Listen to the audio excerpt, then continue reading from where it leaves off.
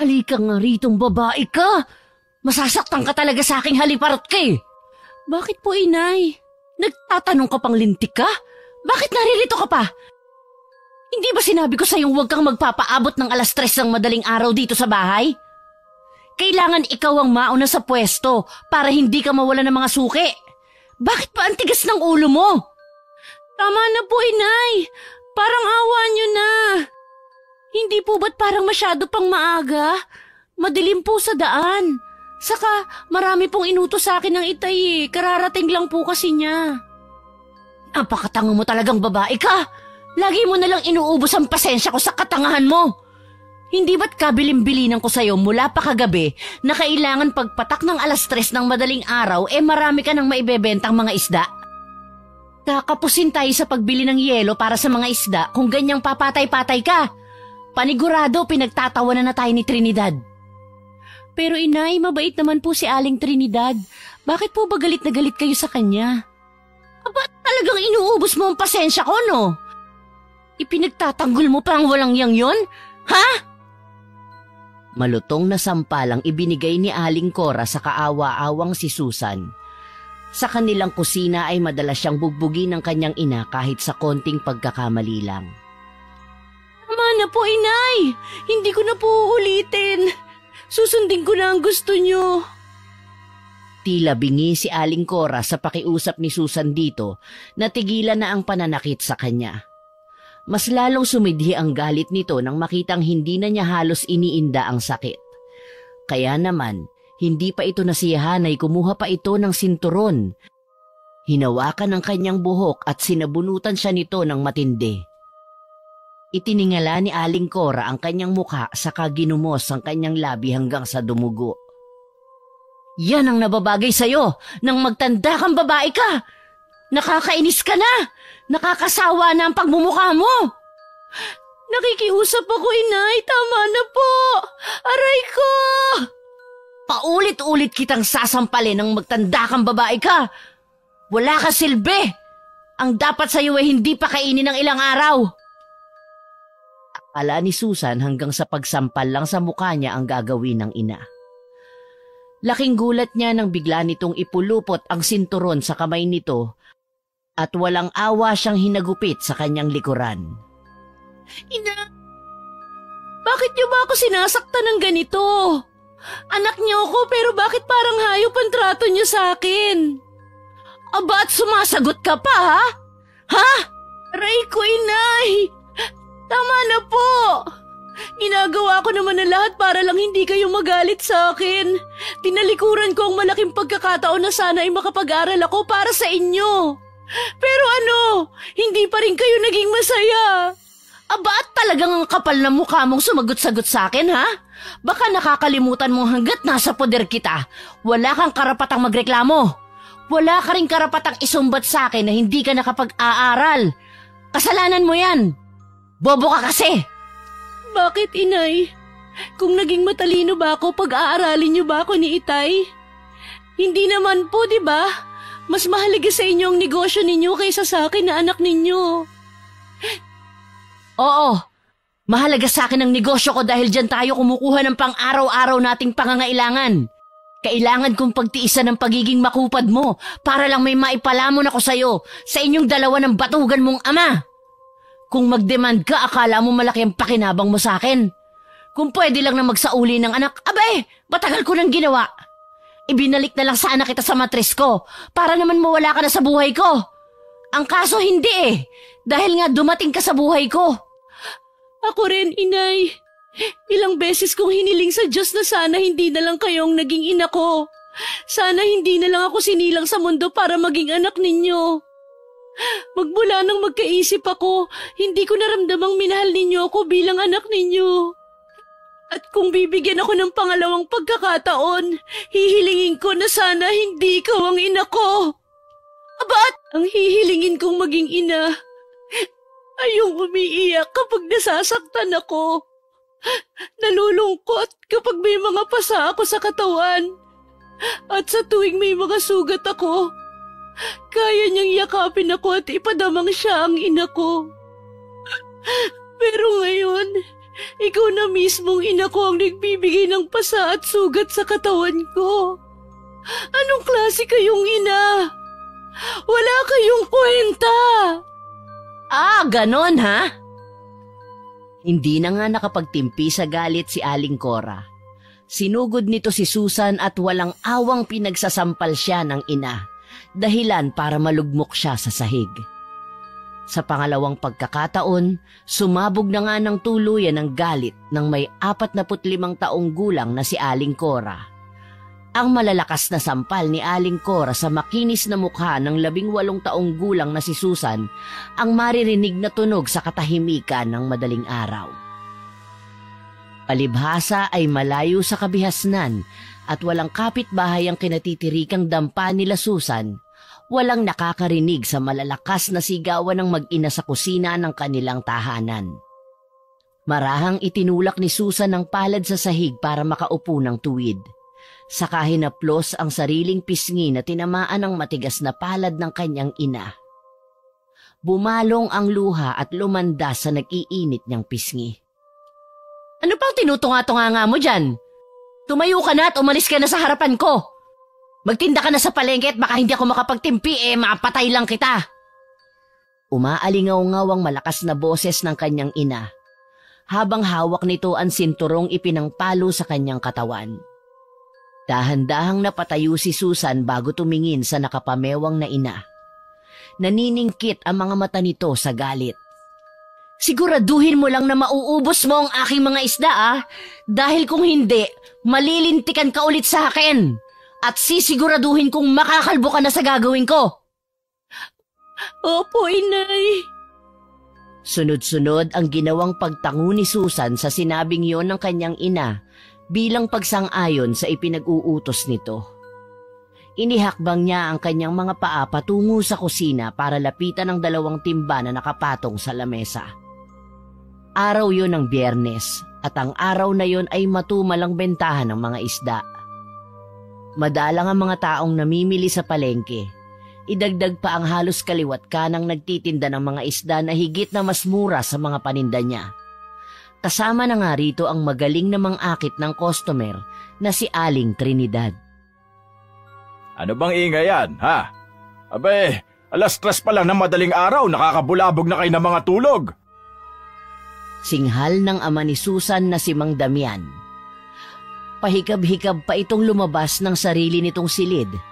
Halata pa rin dito ang kalasingan sa halos magdamag ba naman itong pakikipag-inuman sa biyena nitong si Lolo Impo, ang ama naman ng inay ni Susan na si Aling Cora. Ito kasing anak mo, napakatigas ng ulo, manang-mana sa'yo. Bakit napunta sa akin ang usapan? Wag mo naman palaging saktan si Susan. Hindi na magandang tignan dahil dalaga na rin niyang anak mo. Saka, inutusan ko kasi siya kanina na mag-init muna ng tubig. Nang makapagkape muna siya bago pumunta ng palengke para magtinda. Nang sa ganon, may laman ang kanya sikmura. Bakit ba pinapagalitan mo tong anak natin? Dapat ikaw ang gumagawa niyan dahil ikaw ang ina. Oo nga, dalaga na yung anak mo pero ang utak paslit pa rin. Aba, kailan matututo yan? Kapag patay na ako? Itinulak pa ng hintuturo ni Aling Cora ang sintido ng nakatayo pa rin na si Susan. Pasigok-sigok ito sa pag-iyak habang nakatungo. Ang sabihin mo, wala ka lang talagang pagmamahal sa anak mo. Wala kang kaamor-amor kay Susan dahil nabubuhay ka pa rin sa nakaraan. Huwag mo ako simulan ng pag-aaway, Damian. Si Susan ang pinag-uusapan natin dito, hindi ang pagiging ina ko. Ikaw itong wala ng ibang inaatupag kundi alak. Mag-isip ka rin naman ng ibang hanap buhay nang hindi na ako nagkakaganito. Kung makapuna ka, akala mo malaki ang nagagawa mo sa pamilyang ito. Aba, hindi rin naman makapal ang pagmumukha mo, ano? Ikaw itong makapal ang mukha Bakit hindi ikaw ang magtinda ng mga isda riyan sa palengke? Tutal, ikaw naman ang palaging magaling. Pesteng buhay to, oo. Magsama kayo ng anak mo. Pareho kayong mga nagpapahirap sa buhay ko Makaalis na nga at baka makapatay lang ako ng mga taong walang laman ng utak at makikitid ang mga pag-iisip. Pagkatapos magsalita ni Aling Cora ay padabog itong umalis ng kanilang bahay. Naiwan na lang si Susan na humahagulgol ng iyak habang tinatanaw ang papalayong ina. Hala, kumilos ka na anak. Huwag mo nang hintayin na makabalik pa yung nanay mo at masaktan ka uli.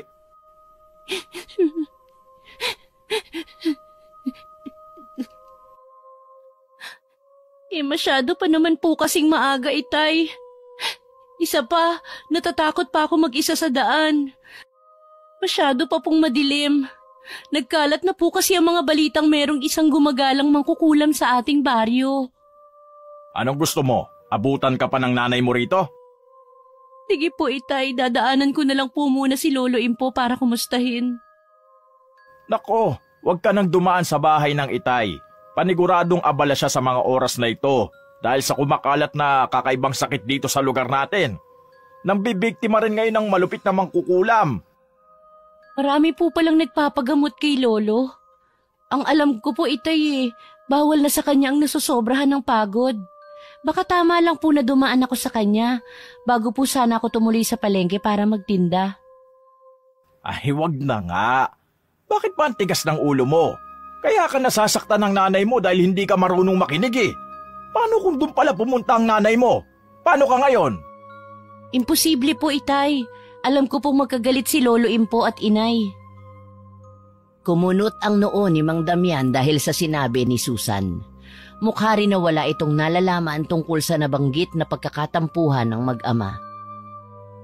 Ay teka, anong galit ba ang pinagsasasabi mo ha anak? Abay, kahapon lang kausap ko ang lolo mo. Wala namang nababanggit ang Itay tungkol kay Cora. Hindi ko rin po alam, Itay. Saka hindi ko na po talaga nakikitang nag-uusap sila ni Inay eh. Bahagyang napaisip si Mang Damian at muli ay tumingin sa anak. Ay baka dahil doon kaya akala mo magkagalit ang nanay mo at ang lolo Impo mo. Kaya nga, huwag ka na muna pumunta ron ha. Delikado sa panahon ngayon, baka madamay ka. Madamay po saan, Itay? Wala naman po sigurong masamang mangyayari sa akin kung sakali pong bisitahin ko ang lolo. Kuwan kasi, hindi mo ba alam kung anong kumakalat na suliranin dito sa ating baryo? Abay, usap-usapan na rito sa ating barangay na pwede raw tayong may makasalamuhang mangkukulam. Akala ko po ba hindi sila totoo kagaya ng nabanggit ninyo kanina? Kasi anak, iba naman kasi ang pagkakalahad mo kanina. At ang lolo mo ang gumagamot ng mga taong kinukulam. Aba mahirap na.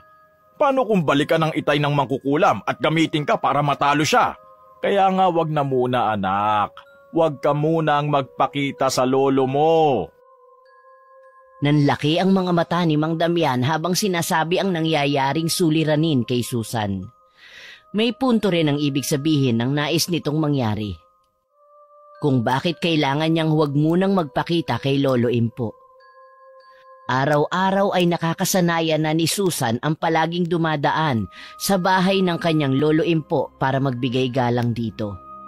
Idagdag pa ang tuwa sa kanyang nararamdaman kapag nakikita niya itong nakaupo at pinagagaan ang kalooban niya. May dala ring swerte sa kanya kapag nakakausap si Lolo Impo. Nagkakataon kasi na nauubos ang kanyang panindang mga isda sa tuwing nakakausap niya ito. Hala, bilisan mo na. Kumilos ka na. Sundin mo na lang ang iniuutos sa'yo ng nanay mo. Sakalang nanumbalik sa kasalukuyan ang pag-iisip ni Susan nang marinig ang malakas na boses ng kanyang ama. Nagmamadali siyang kumuha ng 2 timba na may mga laman na isdang bangus at mga tulingan. Sa kabilang timba naman ay puro mga isdang galunggong na mas nauuna pang maubos kaysa sa malalaking isdang dala niya. Bukod kasi sa mura na, mukha ring sariwa ang mga yon. Sige po, Itay, alis na po ako. Ay teka, wala ka bang dalang ilaw? Ang mabuti pa, dalin mo na tong gasera ko. Ilang oras na lang din naman ang hihintayin ko at magliliwanag na rin ang buong paligid. Iniabot ni Mang Damian ang lumang gasera sa anak. Salamat po, Itay. O ambilin ko ha, huwag ka munang dumalaw sa lolo mo. Mas makabubuting dumiretso ka na sa palengke. Una lang ang ginawa ni Susan bilang tugon sa sigaw sa kanya ng amang si Damian bago ito tumalikod sa kanya para bumalik sa kwarto nito. Malalim ang buntong hininga na muling itinuon ni Susan ang pansin sa kanyang nilalakaran. Katulad ng ibinilin sa kanya ng ama, hindi na muna siya dumaan sa bahay ng kanyang lolo para sana ay magbigay galang muna rito. Tinahak na lang niya ang daan patungo sa palengke. May mga nakakasabay na rin siyang mga tao na maagang pumupunta sa talipapa para makapamili ng mga paninda o di kaya ay maagang magbukas ng kanilang mga tindahan. May mga ilang tao na bahagyang umiiwas sa kanya at bumibilis ang paraan nila ng paglalakad. Ang ama naman niyang si Mang Damian ay isang bangkero at mas madalas ay mangingisda. Nakikihuli lang ito sa lambat at ang mahuhuli nitong mga isda ay siya naman niyang inilalako sa palengke. Katulad ng mga isdang daladala niya ngayon. Malapit sila sa dagat kaya hindi mahirap sa kanila ang umangkat ng mga paninda sa iba kung walang nahuhuli ang kanyang ama. Si Aling Cora naman ay mas madalas taong bahay lang. Madalas din itong nasa kapitbahay at kung minsan gabi na ito umuuwi. Katwiran nito ay naririyan naman daw siya para maghanap buhay para sa kanilang pamilya. Pagkadating sa pwesto ni Susan sa palengke ay humahangos na sinalubong siya ng may 48 taong gulang na si Aling Trinidad. Maganda pa rin ito at simple lang manamit. Mabait ito sa kanya at kapag nauunang nauubos ang paninda nitong isda, ay tinutulungan siya ng ginang para magtinda hanggang sa maubos nila yon. Ibinaba ni Susan ang mga dalang timba saka humarap kay Aling Trinidad. Naku, Ineng, hindi ka dapat naririto. Abay, pagkaalis mo kahapon hinahanap ka ni Rodrigo. Galit na sumugod dito. May dalang itak. Ho? Bakit daw po? At may dala pang itak? Ano raw po ang dahilan at hinahanap ako? Sunod-sunod ang tanong ni Susan sa hindi mapakaling si Aling Trinidad. Nagdadalawang isip ito kung sasagutin ba ang tanong niya o hindi. Pero agad din naman itong napatingin sa kanya. Pun kasi, galit na galit si Rodrigo. Mukhang sa paninda mo isinisisi ang pagkakasakit ng anak at asawa nito. Mabuti na lang talaga at maagang naubos ang iyong paninda. At kanina nga, muli na naman siyang bumalik dito, hinahanap ka. Natatakot ako para sa'yo, Ineng. Naku, Aling Trinidad, wala ho ako nalalaman sa ibinibintang niya sa akin. Nakakasigurado po akong sariwa at ligtas kainin ng isdang itinitinda ko. Ganun ang nangyari, Susan. Dala pa nga nito ang ilang pirasong isda at talaga namang inuuod na ang mga yun. Ang ipinagtataka raw nila ay may mga tinikpa ng lukban ng mga bituka ng mga ito. Diyos ko, hindi po maaari na magkaganon ang paninda ko. Hindi po ba't nakita nyo rin kung gaano kalilinis ang mga isda? Kutob ko nga gusto ka lang nilang siraan. Hindi ba at inaway rin ito ng iyong ama nung nakaraan? Hindi naman po yata tamang sa akin sila gumante. Napahawak na lang si Susan sa kanyang dibdib pagkatapos marinig ang sinabing yon ni Aling Trinidad. Lalo siyang hindi mapakali ng pagbaling niya sa hindi kalayuan sa kanyang kinaroroonan ay nakita niya si Rodrigo. Dala nito ang itak. Ay, Diyos ko, Susan! Tumakbo ka na! Dito ka magdaan sa likod ng tindahan ko, dali! Talagang delikado. Desidido ang lalaking yun, nasaktan ka! Tarantang pahayag ni Aling Trinidad sa kanya. Sa pagkakataong yun ay hindi na malaman ni Susan ang kanyang gagawin. Paano po ito mga paninda ko? Ay, Diyos ko namang bata ka, oo. Huwag mo nang alalahanin ang paninda mo. Kailangan mo makaalis dito. Magmadali ka, parating na siya. Halos ipagtulakan ni Aling Trinidad si Susan sa pag-aalala na baka maabutan ito ni Rodrigo. At dahil natataranta na rin ang matanda, minabuti nito na hilahin siya sa braso papunta sa likurang bahagi ng pwesto nito. Natatabingan lang yon ng trapal. Pero hindi rin nakatiis ang ginang at nagpasya na ring sumunod sa kanya. Sandali, Susan! Hintayin mo ako! Doon ka muna sa bahay ko pansamantalang magtago hanggat hindi pa humuhupa ang sitwasyon. Bilisan niyo, Aling Trinidad. Baka makita po niya tayo. Huwag ka muna magsalita at hinihingal na ako. Mabilis ang ginawang mga paghakbang ng dalawa para makalayo sa taong iniiwasan nila. Pagkaraan ng ilang minuto ay nakarating din sila sa bahay ni Aling Trinidad. Maliit lang ang kubong yari sa kawayan. Ang bubong naman ay yari sa dahon ng anahaw. Maraming mga nakasabit na orkidyas sa paligid ng buong kabahayan. May mga pinatuyuring isda na nakasabit sa mga puno ng bayabas. Tuloy ka, Susan. Pagpasensyahan mo na tong bahay ko, ha? Hindi mo kailangan umuwi sa inyo dahil natitiyak kung pagagalitan ka lang ng iyong ina.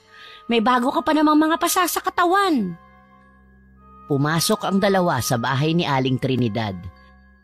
Naunang pumasok ang ginang at sinundan naman yon ni Susan. Sa sala sila pansamantalang namalagi. Iginala ni Susan ang kanyang paningin sa kabuuan ng sala. Maliwanag na ang sikat ng araw ng mga oras na yon, kaya nakikita na rin niya ang buong kaayusan ng kubo. Ganon din ang mga larawan na maayos na nakasabit sa dingding. Pati ang mga kwintas na mukhang luma na pero malinis pa rin itong nakasabit. Maupo ka muna, Susan, at ipagtitimpla muna kita ng kape. Pagkaraan ay pumasok na rin si Aling Trinidad sa kusina nito para magtimpla ng kape. Sakalang naupo si Susan sa upuang yari pa rin sa kawayan. Ilang minuto lang ang lumipas, bumalik na rin si Aling Trinidad na may bitbit na isang tasang tinimplang kape. Oh, Susan, magkape ka muna. Makakatulong ang kape para mabawasan ang pag-aalala mo. Inabot ni Susan ang tasa ng mainit na kape sa kadahan-dahang humigop. Nasarapan siya sa timpla nito. Maraming salamat po sa kape, Aling Trinidad. Naku, walang anuman, Susan. Matanong ko nga po kayo, bakit po ang bait-bait ninyo sa akin? Wala lang. Magaan kasi ang pakiramdam ko sa'yo eh. Isa pa, naaawa ako sa kalagayan mo. Teka, bakit kaya palagi ka nalang sinasaktan ng iyong ina? Hindi ko rin nga po alam eh. Pero kahit malupit siya sa akin mahal na mahal ko po ang aking ina. Ang swerte naman ng iyong ina sa pagkakaroon ng anak na katulad mo. Hindi ko maiwasan ang hindi mainggit sa kanya. Kung nabubuhay lang ang aking anak, kasing edad mo na rin siya. Ho? Oo, patay na siya nang maisilang ko sa mundo. Kung ganun po, Aling Trinidad, mag-isa na lang po kayo sa buhay? Nasaan po ang asawa ninyo? Ay nako, sumakabilang bahay na. Birong saad ni Aling Trinidad kay Susan. Pagkatapos magkwento ay umupo na rin si Aling Trinidad sa upuang paharap kay Susan. Maliwanag na po ang paligid, Aling Trinidad. Pwede na po yata akong bumalik sa palengke. Naku, wag muna, delikado pa. Pansamantala dumito ka muna sa bahay ko. Naku, salamat na lang po, Aling Trinidad. Masyado na pong malaking abala para sa inyo. Huwag kang mag-alala, wala naman akong kasama dito sa bahay kung yan ang inaalala mo. Isa pa, kapag nag-aagaw ang dilim at liwanag, nagsusulputan sa paligid ang mga mangkukulam. Mahirap na. Hindi po yun ang inaalala ko, Aling Trinidad. Ang paninda ko po kasi baka mawala sa palengke. Paniguradong mapapatay ako ni inay, lalo kung malalaman niyang naririto ako sa bahay ninyo. Kung sa bagay may punto ka. Tara at ihahatid na kita kahit hanggang Sangangdaan lang. Ang tinutukoy na Sangangdaan ni Aling Trinidad ay ang delikadong lugar na madalas ay pinagtatapunan ng mga patay na tao. Kadalasan ay biktima ng mangkukulam. Huwag mo nang alalahanin ang paninda mo at ako na mismo ang bibili nun. Maraming salamat po talaga, Aling Trinidad. Ay nako, huwag ka nang magpasalamat sa akin. Kahit hindi naman ikaw ang nasa kalagayan mo tutulungan ko rin katulad ng ginagawa ko sa'yo. Siya nga pala, heto ang bayad ko Nakakaiyak naman, Aling Trinidad. Maluha-luha si Susan habang nakatingin sa perang iniaabot sa kanya ng matanda. Sige na, huwag ka nang umiyak. Pati ako naiiyak na rin Pagkatapos ay lumabas na sila ng bahay. Magkasabay silang naglakad hanggang sa Sangangdaan na bumabaybay sa daang patungo sa palengke at bahay naman ni Susan.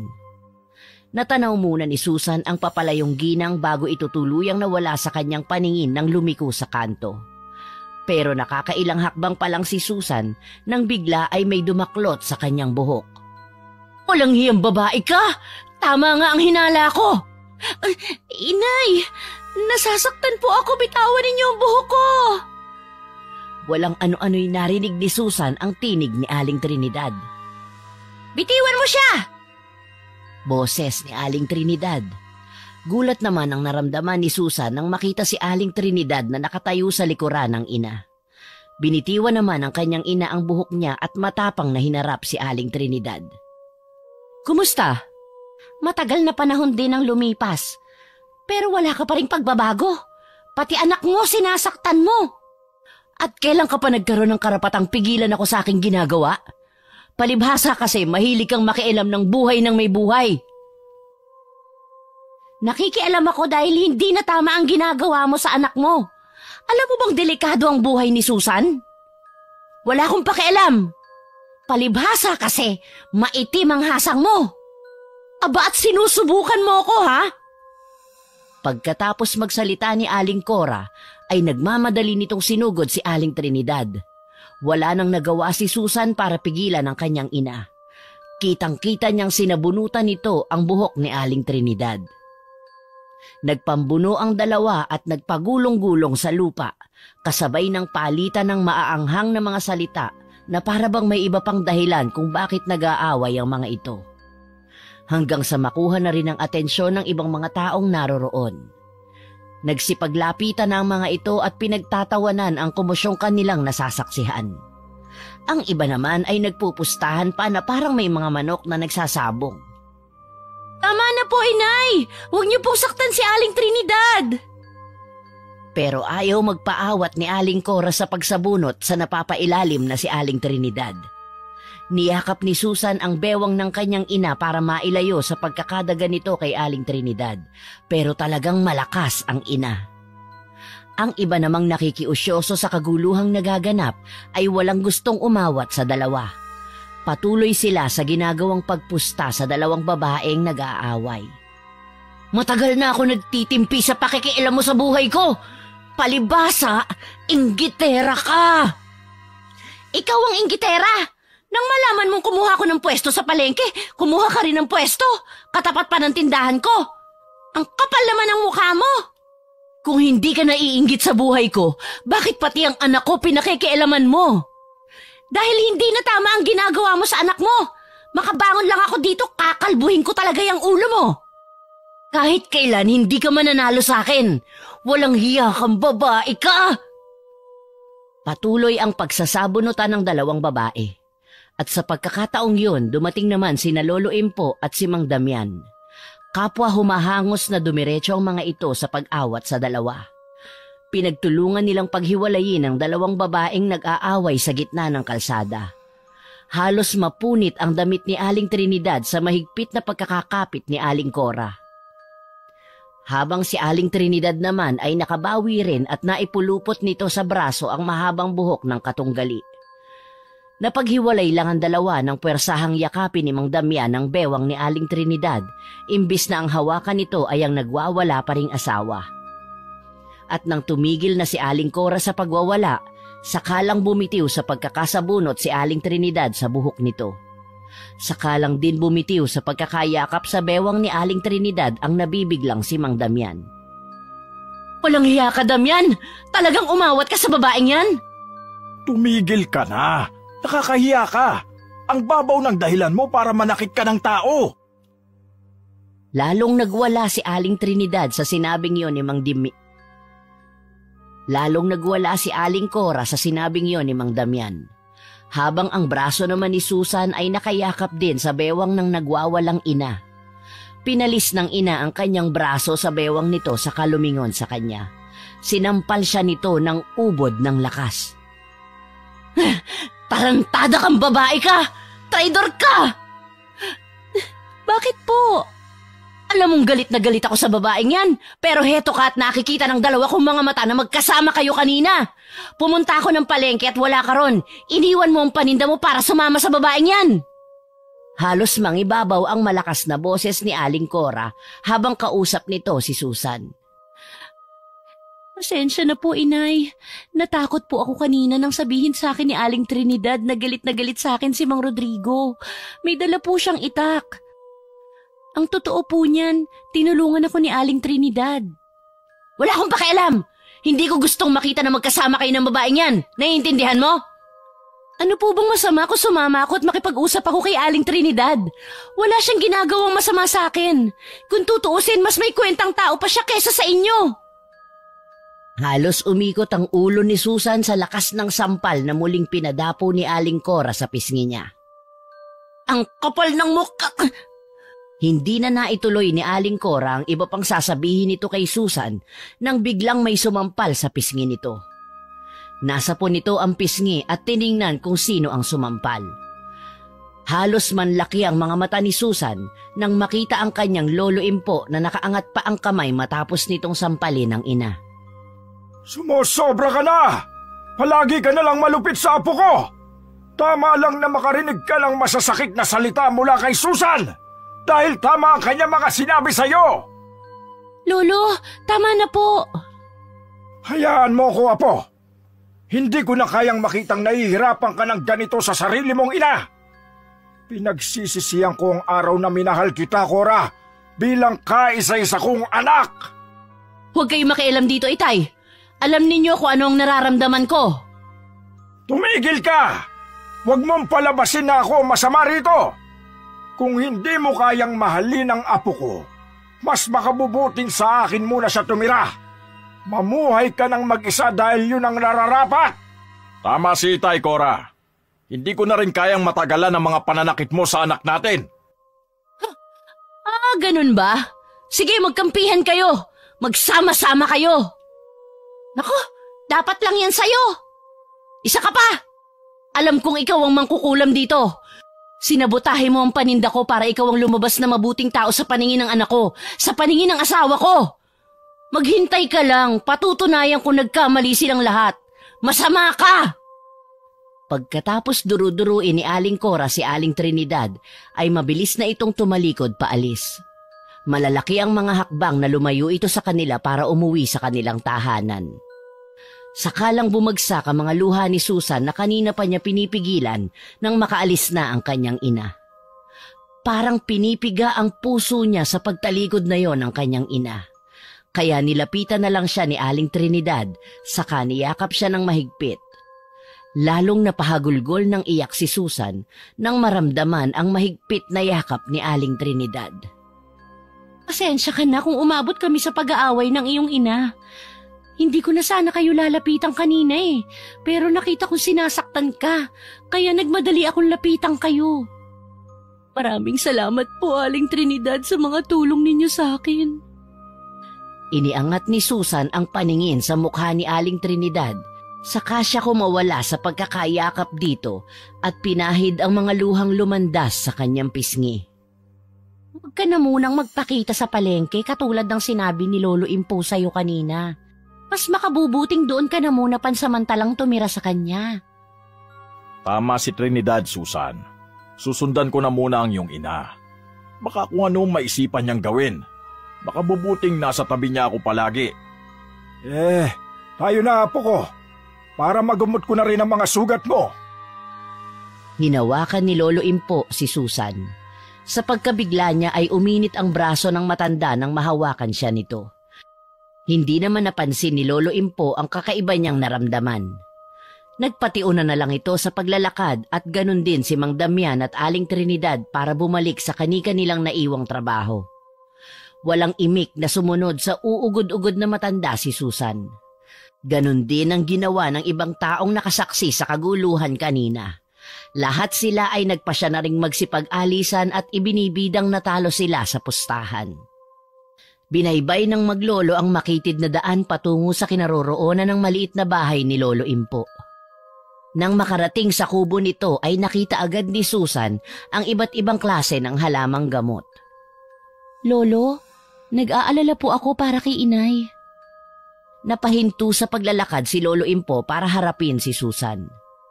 Malungkot itong tumingin sa kanya habang may luha ang mga mata. Lo, umiiyak kayo? Bakit po? Wala po ko. Pakiramdam ko kasi parang kasalanan kong nangyayari sa'yo. Kung alam ko lang na mangyayari sa'yo to, hindi sana ako nakagawa ng bagay na sobrang pinagsisisihan ko ngayon. Ang lolo naman mas lalo po ninyo akong pinapalungkot kapag nakikita kitang nagkakaganyan. Wag mo na nga lang pansinin ang mga sinabi ko, Apo. Pumasok na muna tayo sa loob. Masyado na kasing mataas ang araw. Sandali. Ikaw ba'y kumain na? Parang wala po akong ganang kumain, Lo. Dahil ba sa mga nangyari kanina?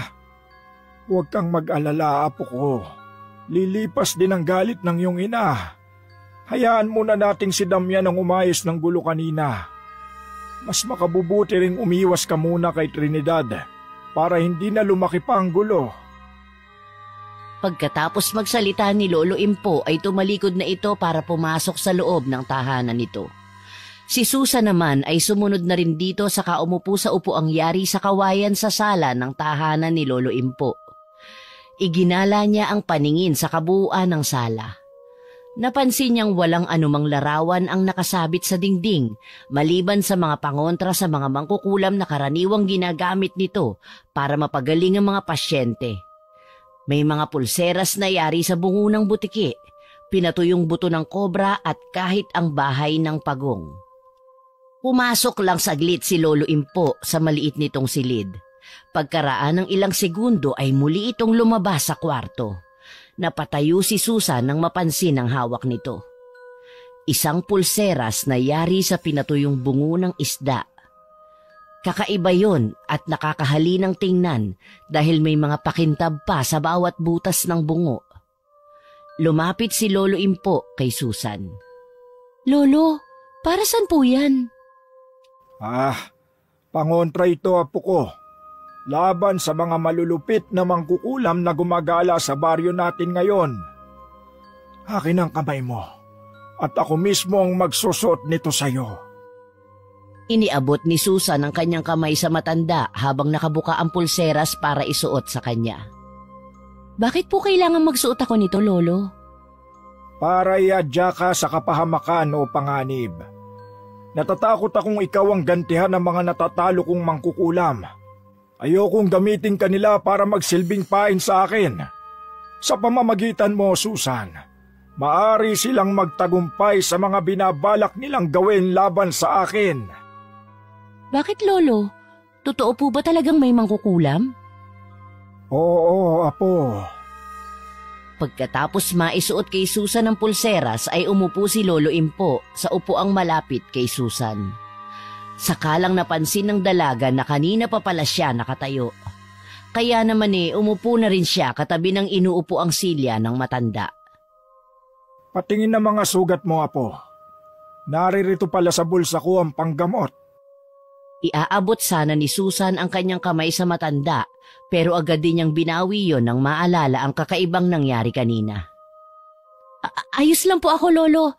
Natatakot po kasi ako sa sinasabi ninyong mangkukulam. Traidor kasi sila kung lumaban.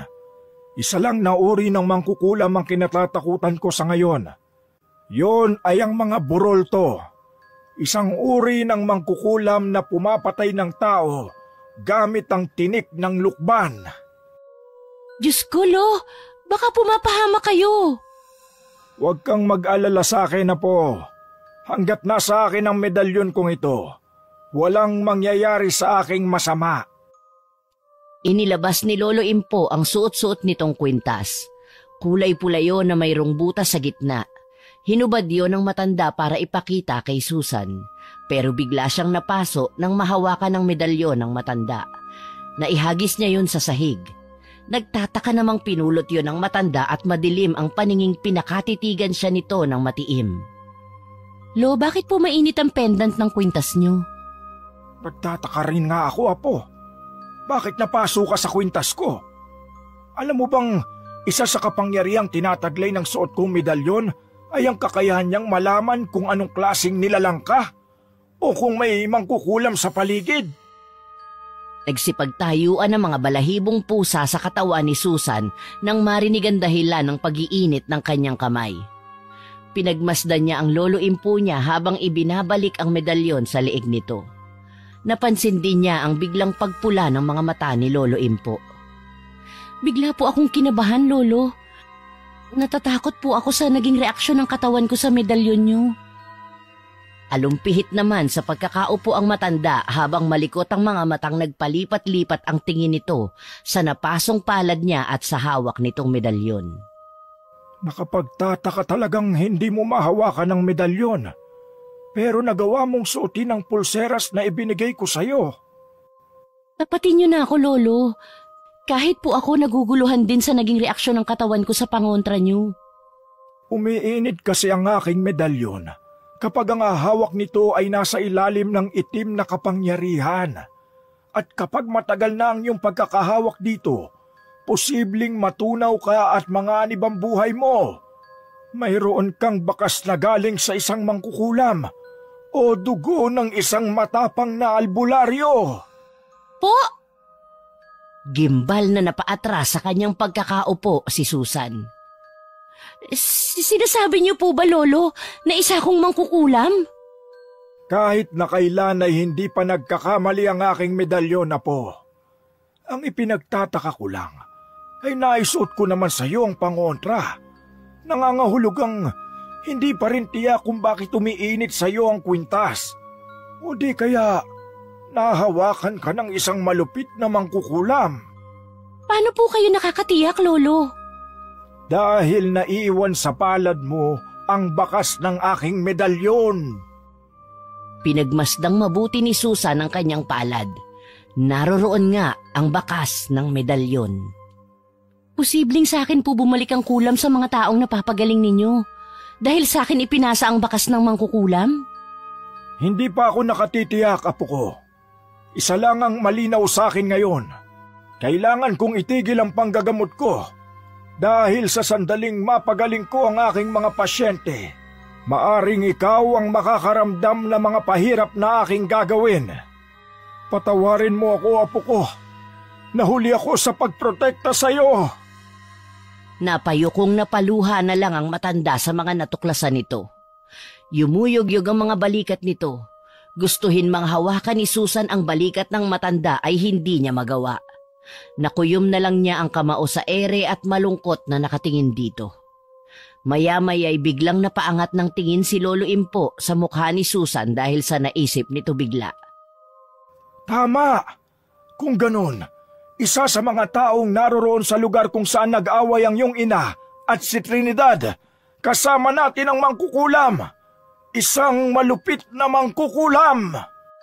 Pero sino po sa kanila, Lolo? Marami pong tao ang naroroon kanina. Kahit ako ay naguguluhan din, apo ko. Huwag mo munang hubarin ang pulseras hanggat hindi ako nakatitiyak sa kaligtasan mo. Ngayon lang ako natakot ng ganito. As nga sa mukha ng may 62 taong gulang na si Lolo Impo ang sobrang takot. Naging balisa din ito sa pagkakaupo. Diyos ko, apo ko. Ngayon alam ko nang ginagamit kang kasangkapan para maisakatuparan ng mangkukulam ang mga masama niyang binabalak laban sa akin. Kung ganun po, Lolo, nasa panganib din ang itay at ang inay? Tama ka. Pero katulad ng sinabi ko kanina, hindi pa ako nakatitiyak sa kutob ko. Ang ikinatatakot ko ay yung mas dumami pa mga taong nagpapagamot sa akin. Baka makalimot ako at masaktan ka ng dahil sa akin. Inggit at pagkasuklam ang nakikita kong motibo ng kumukulam sa lahat ng mga taong naririto. Hindi ako makakapayag, Lolo, nasaktan nila pati ang aking inay. Pero ikaw naman ang itinuturong mangkukulam ng aking medalyon. Halos magimbal si Susan sa tahasang pagturo sa kanya ng kanyang Lolo Impo. Alam niyang hindi niya yon magagawa, lalo pa ang sakta ng kanyang ina. Alam ninyong hindi totoo mga sinasabi ninyo, Lolo. Patawarin mo ako po sa mga nasabi ko.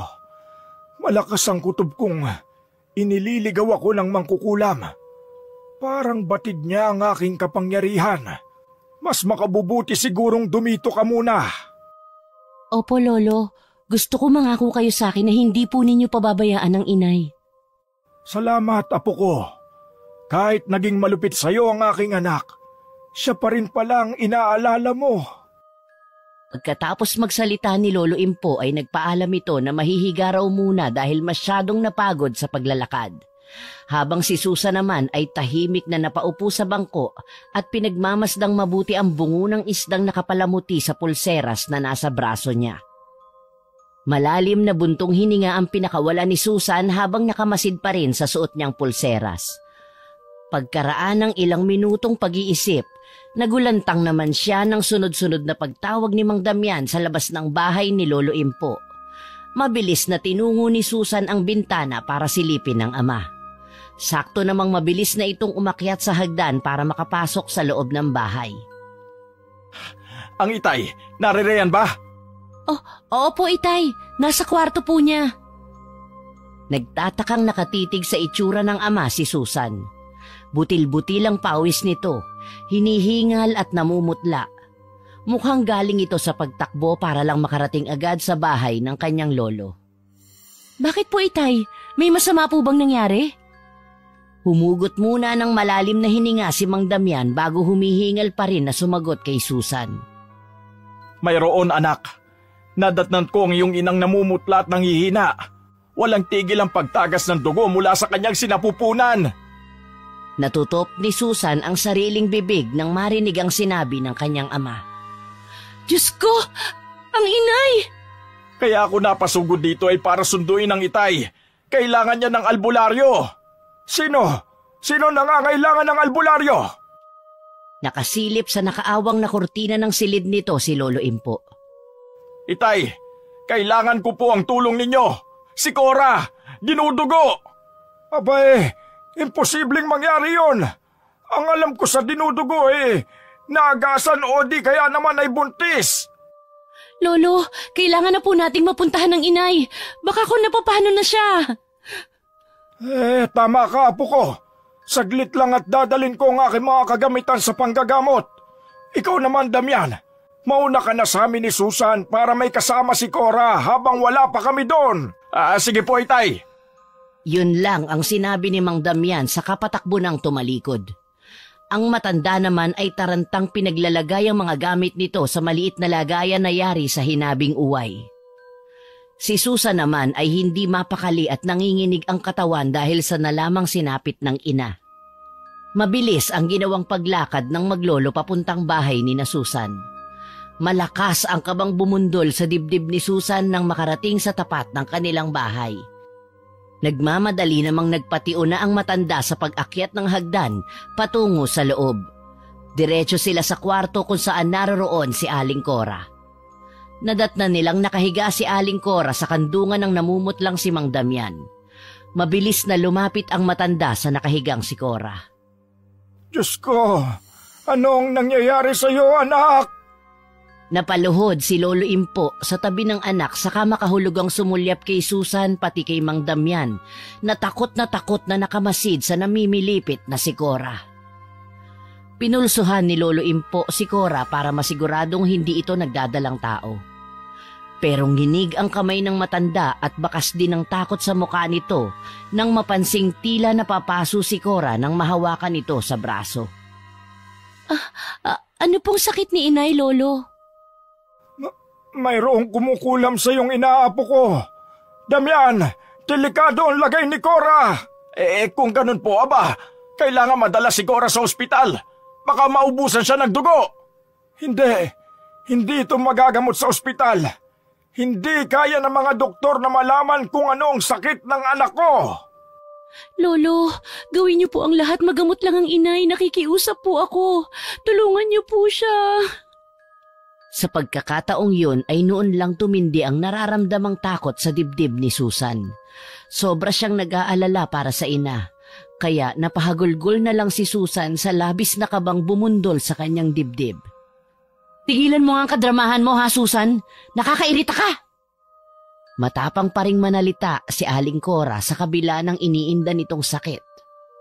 Tumigil ka na ng kahibangan mo, Cora. Huwag kang masyadong manhid at bulag sa pagmamahal na ipinapakita sa iyo ng anak mo. Ano ba talagang sakit ko? Malapit na ba akong mamatay? Diyos ko, inay, huwag po kayo magsasalita ng ganyan. Hindi ko hahayaang mangyari yun sa iyo. Ang mangkukulam na tinutukoy ko ay ang malupit na burolto. Isang uri ng mangkukulam na may matinding emosyon. Ang tingin niya sa mga tao ay kalaban. Ang hindi ko lang maintindihan ay bakit ikaw pa, Cora, ang binibiktima? Natigilan ang tatlo sa seryosong pahayag na yon ni Lolo Impo. Ano po bang ibig niyong sabihin, Lolo? Hindi ako ang makagagamot kay Cora, kundi isang salamangkerong kayang lumaban sa kapangyarihan ng isang burulto. Hindi po pamilyar sa akin ang inyong sinabi, Itay. Ang burulto ay ang mangkukulam na gumagamit ng tinik ng lukban para itusok sa kakaiba nitong kagamitan. Imbis na karayom na itutusok sa manika, ang mangkukulam na ito ay gumagamit ng katawan ng sariwang isda.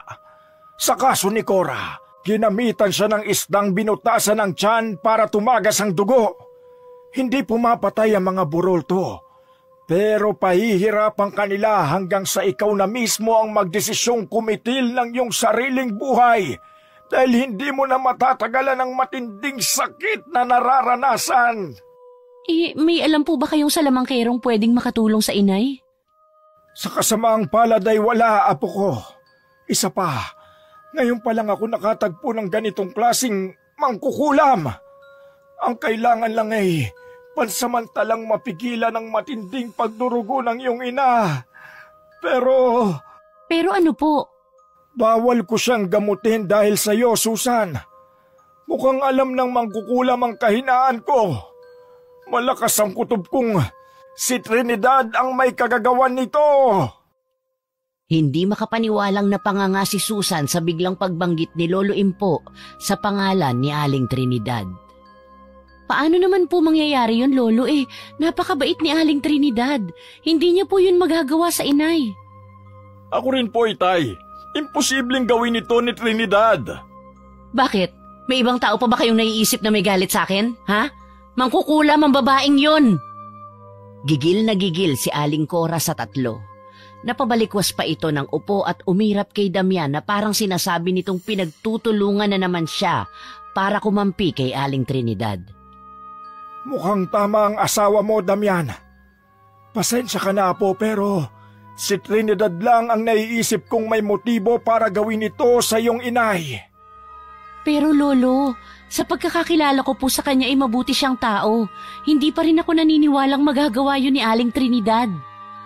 Mapagpangga pa mga burolto. Mapanlin lang.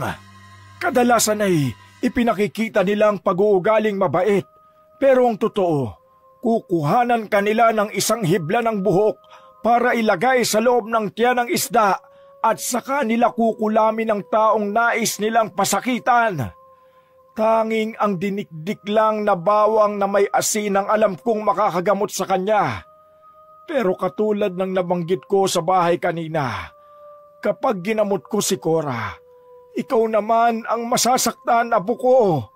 Dahil yun sa bakas na iniwan ng mangkukulam sa iyong katawan. Para saan pa tong pangontra ko sa kamay kung hindi rin naman ito magagamit para protektahan ako? Siguro nga po ay tama kayo, Lolo. Ngayon, ipagtatanggol mo pa rin ba ang walang hiyang babaeng yon? Siya lang ang humawak sa'yo. Siya lang ang nasa bunutan ko kanina. Kung ganun, Lolo, gamutin na ninyo ang inay. Huwag niyo na ho akong alalahanin. Hindi maaari, apo ko. Mapapahama ka. Itay, sinasabi ba ninyo na mas mahalaga pa sa inyo ang babaeng yan kesa sa akin na anak ninyo? Alam mong pareho kayong mahalaga sa akin, Cora. Pero sa inyong dalawa ay si Susan ang mas manganganib. Kahit dito man lang makabayad ako sa mga kasalanang nagawa ko sa kanya at sa pagmamalupit mo sa batang yan. Napatayo sa labis na galit si Aling Cora nang ipahayag ng matanda ang pagpapahalaga nito kay Susan. Tila nawala ang iniinda nitong sakit at masamang tinapunan ng tingin ang nakatayong si Susan. Pupuntahan ko po si Aling Trinidad. Kakausapin ko po siya. Huminahon ka, anak. Mas makabubuting wag na muna nating palalain ang sitwasyon. Hayaan natin na ang lolo mo ang magdesisyon sa bagay na ito. Sige, ako na lang ang kakausap sa kanya. Ano po bang motibo ni Aling Trinidad para gawin ito, Lolo? Makahulog ang nagkatinginan ng tatlo sa tanong ni Susan. Si Lolo Impo ang agad na nakabawi at inakay sa labas ng silid ni Cora ang dalaga Pagkatapos ay pinaupo sa sala at malungkot na naupo paharap sa kanya. Siguro panahon na para malaman mo ang buong katotohanan at kung bakit gano'n na lang ang galit ni Cora kay Trinidad. Kung tutusin ay walang karapatang magalit si Cora sa dating kaibigan niyang si Trinidad. Hindi makapaniwala si Susan sa kanyang mga narinig. Ang ibig niyo pong sabihin, dating magkaibigan ng inay at si Aling Trinidad? Paano pong humantong sa ganito ang relasyon ng dalawa? Nagkataon na iisang lalaki lang ang minahal ng dalawang magkaibigan. Yon ay ang iyong amang si Damian. Magkasintahan noon si Trinidad at si Damian nang mabuntis ni Damian si Cora. Ang dating magkasintahan sana na noon ay malapit ng ikasal ay nagkaroon ng lamat dahil sa pangaagaw ni Cora kay Trinidad. Pinakasalan ng iyong ama si Cora habang si Trinidad ay naiwang mag-isa na hindi alam na buntis din ito kay Damian. Diyos ko! Sabay po silang nabuntis? Ganun na nga, apo ko. At hindi yun matanggap ni Trinidad dahil siya naman talaga ang nauna sa puso ni Damian. Alam kong hanggang ngayon ay may pagtingin pa rin si Damian kay Trinidad at yon ang hindi rin matanggap ni Cora. Sa parehong araw, magkasabay na nagsilang ang magkaibigan ng sanggol na babae. Sa nakalulungkot na pagkakataon, patay ang isinilang na anak ni Trinidad at isinisi niya yon sa iyong mga magulang. Kaya siguro naisipan itong kulamin ng iyong ina. Pero matagal na po yun. Bakit ngayon lang siya gumaganti? Hindi ko rin alam, apo. Patawarin mo ko, anak. Hindi ko alam kung paano ko hihingi ng tawad sa lahat ng pagkakamaling nagawa ko kay Trinidad. Kaya hindi ko siya masisi kung bakit humantong siya sa ganito. Kalalabas lang ni Mang Damian sa kwarto nilang mag-asawa nang sumingit siya sa nadat ng pinag-uusapan ng maglolo. Magsasalita pa sana sila nang mula sa labas ay nakarinig sila ng sunod-sunod na pagsigaw ng lalaki. Si Rodrigo ang tumatawag sa atin. Ano kaya ang sadya nito? Sinilip ni Damian sa bintana ang lalaki sa labas. Pero gano'n na lang ang panghihilakbot na kanyang naramdaman nang bigla itong pumasok sa kanilang bahay. Nagwawala ang lalaki habang may dalang itak, pilit na sumusugod kay Susan at pinagbibintangan siyang mangkukulam. Alam ninyong hindi ako mangkukulam. Nagkakamali kayo. Wala pa ring tigil sa pagwasiwas ng itak sa ere si Mang Rodrigo. Galit na galit ito kay Susan. Mabuti na lang at naagaw yon ng kanyang ama. Umalis ka rito! Kung hindi ay mapipilitan akong itaga sa iyo ang hawak kong itak na ikaw mismo ang may dala! Anong kaguluhan yan? Wika ni Aling Cora sa nagkakagulong mga lalaki. Nanlalaki ang mga matang napatingin si Rodrigo sa gawin ng ina ni Susan. Halos mataranta ito sa takot nang makita si Aling Cora. Tumakbo ito palabas ng bahay at nagsisigaw. Nakita siguro ng lalaki ang mga dugong nasa suot na saya ng kanyang ina, kaya gano'n na lang ang takot nito.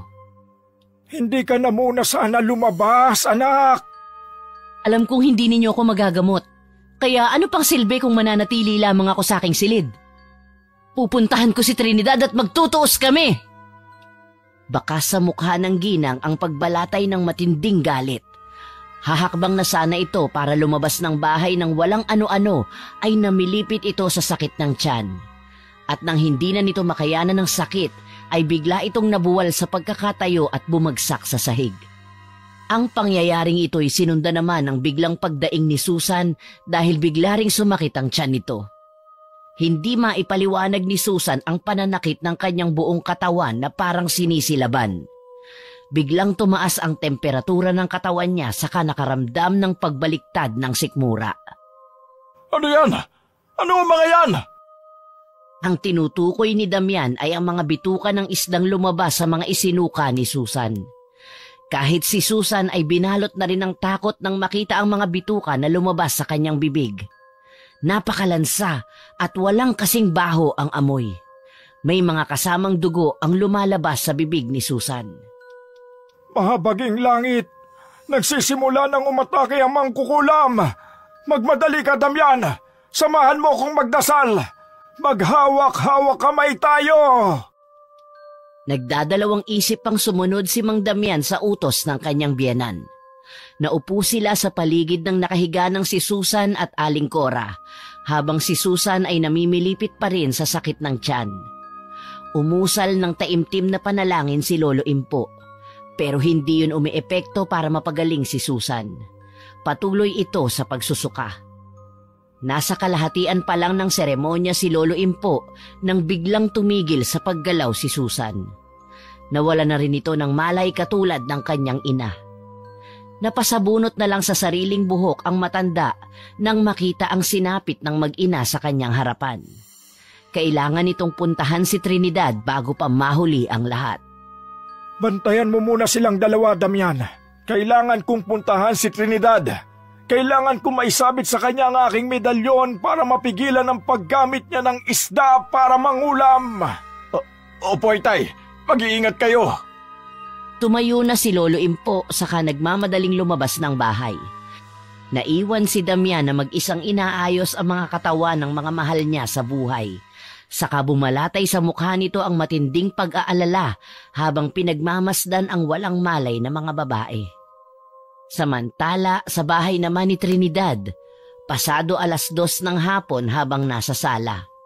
Biglang bumundol ang kaba sa dibdib niya nang mula sa bintana ay natanaw niya ang naglalakad na matandang si Lolo Impo papalapit sa kanya. Nagmamadali ito at blanko ang ekspresyon ng mukha.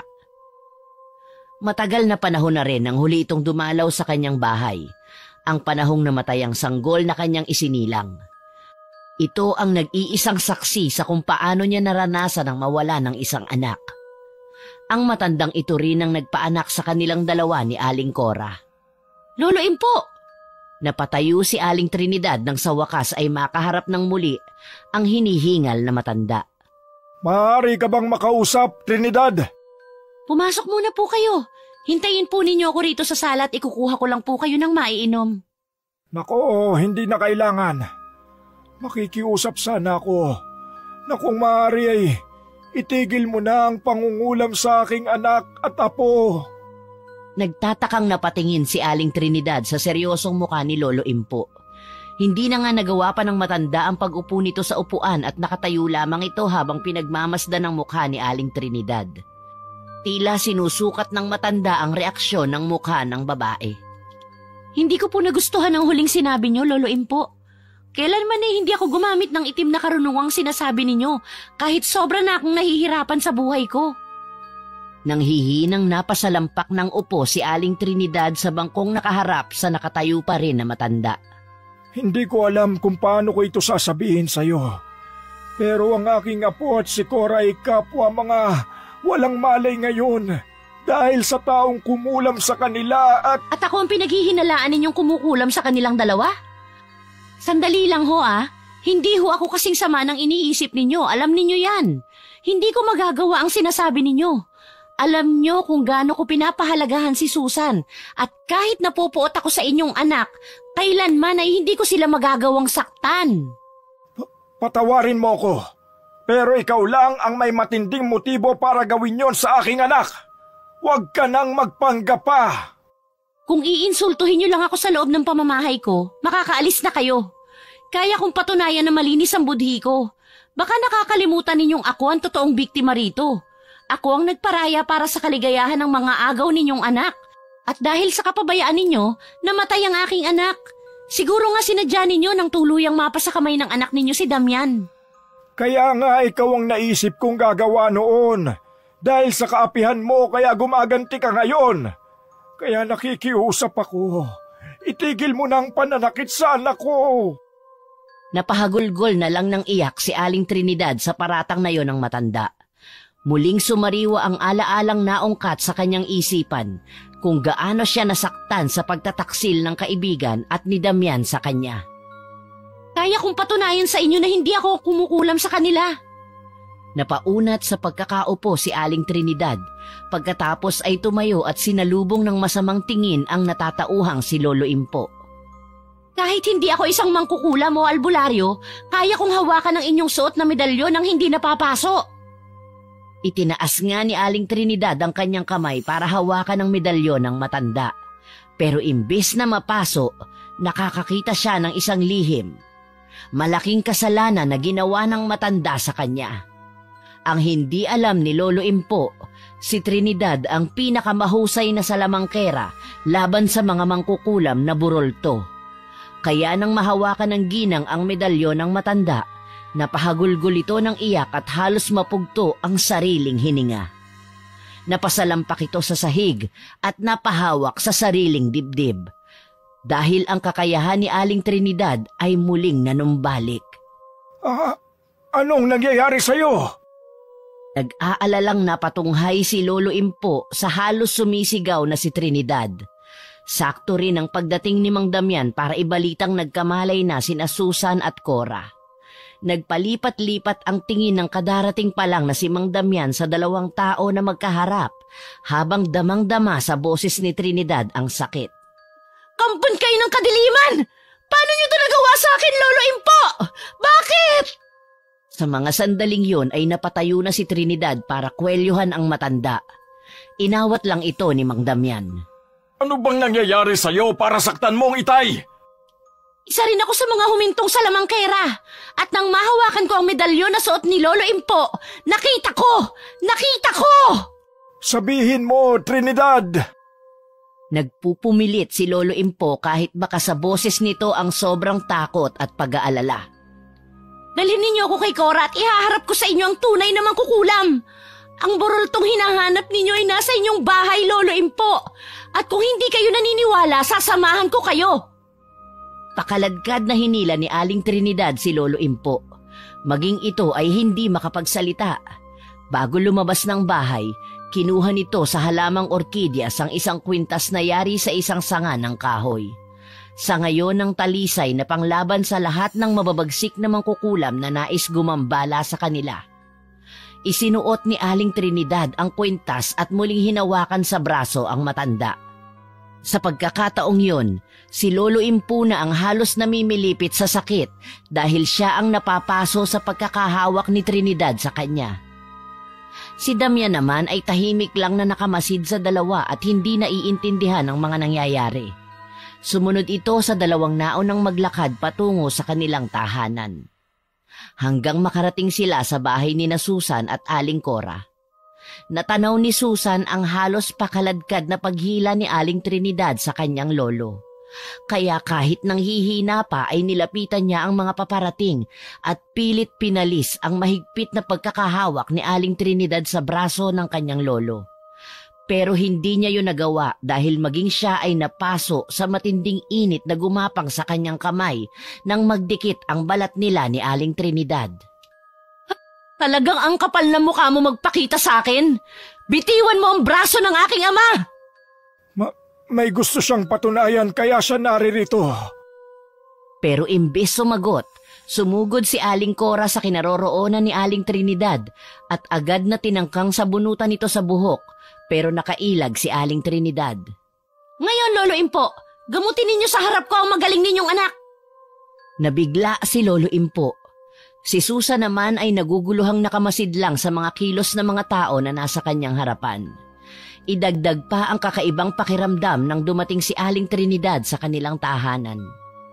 Nagsindi ng kandila si Lolo Impo saka lumuhod sa tabi ng nakatayong si Aling Cora. Ngunit inawat ito ni Aling Trinidad at ito mismo ang nagsagawa ng isang ritual bilang isang salamangkera. Pumikit ito ng mariin saka umusal ng isang kakaibang orasyon. Doon nila napansin ang kakaibang paggalaw ng usok ng kandila patungo sa kinaroroonan ni Aling Cora. Dahil doon, napaatras si Aling Cora at parang bigla itong namutla. Biglang naparalisa ang buong katawan ni Aling Cora. Susan, kunin mo yung nag-iisang isda sa timba. Nakatago yun sa ilalim ng lamesa. Nakapagtatakang alam na alam ni Aling Trinidad kung nasaan nakatago ang mga natitirang isda. Palaging nakikita ni Susan ang kanyang ina na naghihiwalay ito ng isda sa kanyang paninda. Tinungo ni Susan ang kusina at tinukoy ang timba sa ilalim ng lamesa. Pagkatapos ay kinuha yon at dinala sa nakaluhod pa rin na si Aling Trinidad. Pagkatapos ilapag mo sa sahig sa paanan ng iyong ina. Sa sandaling mailagay mo na ang isdang yan, hindi na tuluyang makakagalaw pa ang iyong ina katulad ng isdang hawak mo. Huwag kang maniwala sa kanyang iniuutos sa'yo. Mangkukulam ang babaeng yan. Pagkasalita ni Aling Cora ay muling bumalik ang pananakit ng tiyan ni Susan. Hindi niya maipaliwanag ang sakit. Basta ang alam niya, konektado ito sa ginagawang ritual ni Aling Trinidad sa kanyang ina. Muling sumuka ng dugo si Susan, bagay na ikinatigil ni Aling Trinidad nang makitang nahihirapan siya. Baka sa mukha nito ang pagdadalawang isip kung itutuloy ba nito ang sinimulang ritual o hindi. Ang akala mo ba basta-basta ka na lang magtatagumpay, ha?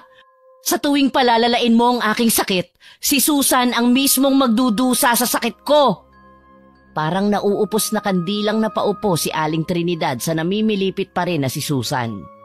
Matagal na niyang tinalikuran ang panggagamot laban sa mangkukulam na burulto. At ngayon nahaharap siya sa mahirap na sitwasyon.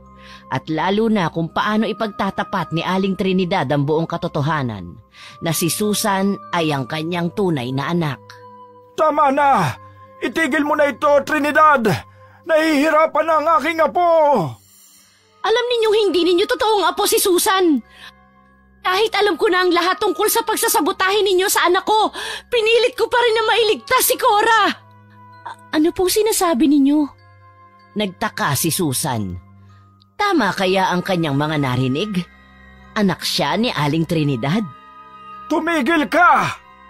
Tinangkang pigilan ni Lolo Impo ang anumang sasabihin pa sana ni Aling Trinidad. Hindi nito gustong malaman ni Susan ang ginawa nitong kasalanan sa apo. Nagsimula na rin uminit ang suot na pulseras ni Susan at unti-unting natunaw yon. Lo, ang suot kong pulseras umiinit na po, napapaso na ako. Mabilis na nilapitan ni Damian si Susan para hubarin ang suot na pulseras ng dalaga. Pero tuluyan nang nalusaw ang pangontra, tanda na lumalakas ang kapangyarihan ni Aling Cora. Akala ba ninyo ganun lang ako kadaling talunin? Pwes nagkakamali kayo! Pagkasalita ni Aling Cora ay nagbago ang itsura nito. Pumula ang mata, humaba ang mga kuko, humaba rin ang buhok at ang ngipin ay naging katulad ng sa isda. Paano ka naging isang burolto? Kung ganun, nagawa mong saktan si Susan. Hindi ko alam na hahantong ka sa ganito kahit ginawa ko ang lahat para sa'yo. Lumayas ka sa harapan ko, tanda! Magkasama tayo sa pagpaplano. Akala ba ninyo basta-basta ko nalang matatanggap ang anak ni na Damian at Trinidad? Ang gusto ko, hindi sila maging masaya. Akin lang si Damian! Maging ang boses ni Aling Cora ay nag-iba na rin. Lumakas ang hangin at namatay ang sindi ng kandila. Tumindi rin ang kilabot na nararamdaman ni Susan nang makita sa malapitan ang pagbabagong anyo ni Aling Cora. Ang itsura nito ay isang nakakatakot na mangkukulam. Inulam niya ang kanyang sarili para palabasin na ako ang may gawa nito sa kanya. Lolo Impo, ninakaw ninyong dalawa ang aking anak para ipalit sa namatay ninyong tunay na apo. Masahol ba kayo sa demonyo? Maluha-luha sa galit na nararamdaman si Aling Trinidad. Tumayo ito at tumingin kay Susan. Tila nagkakaintindihang napahagulgol na rin sa iyak ang dalaga at humarap din ang kanyang Lolo Impo. Totoo po ba, Lolo? Totoo ba ang mga narinig ko? Kaya pala hindi ako minahal ng walang kwenta ninyong anak.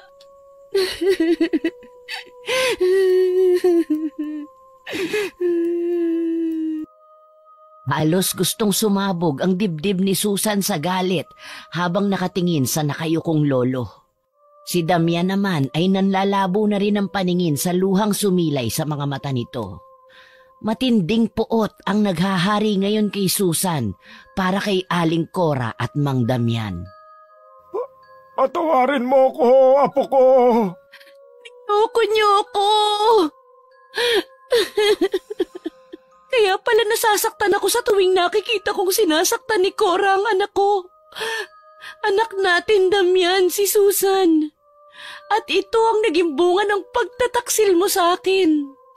Huwag na kayong magdrama. Manood na lang kayo sa ipakikita ko kung paano ko unti-unting dudurugin ang katawan ng anak ninyo. Hindi naman pwedeng ang anak ko lang ang namatay. Dapat pare-pareho tayong miserable ang buhay.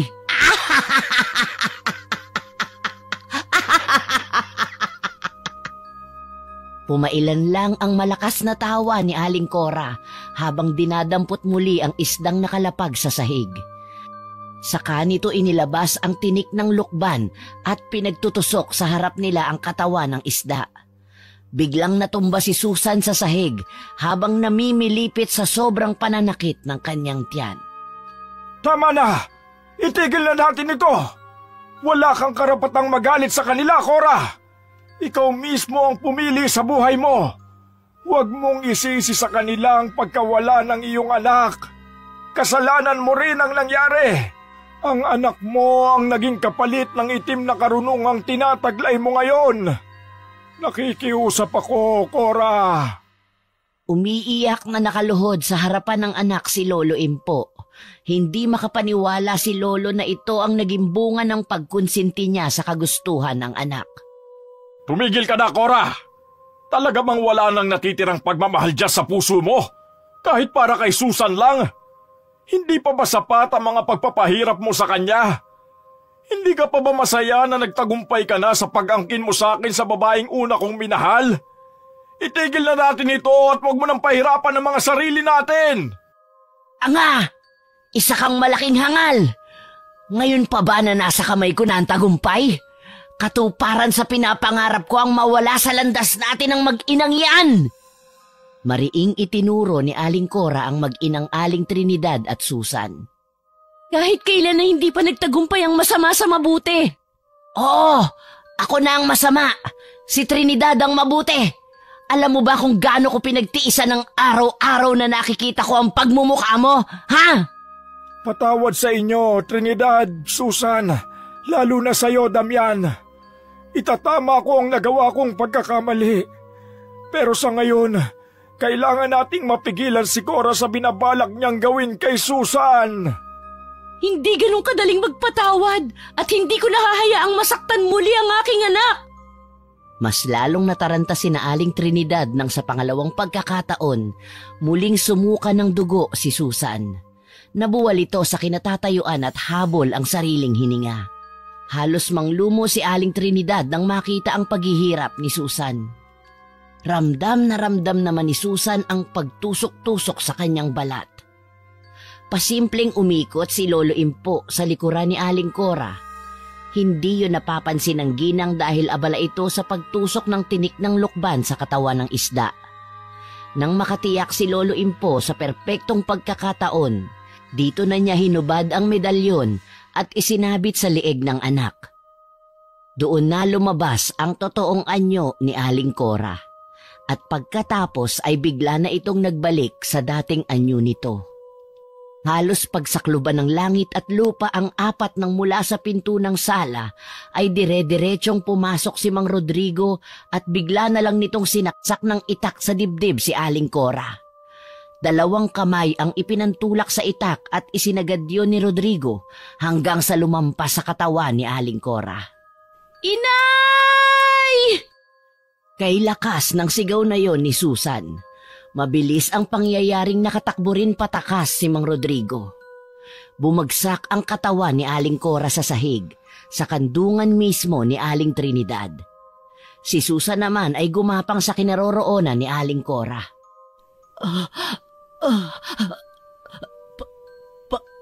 Patawarin mo ko, Susan.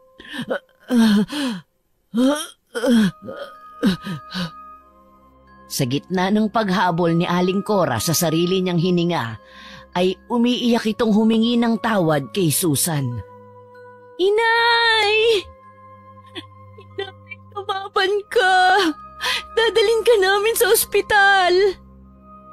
O wag na.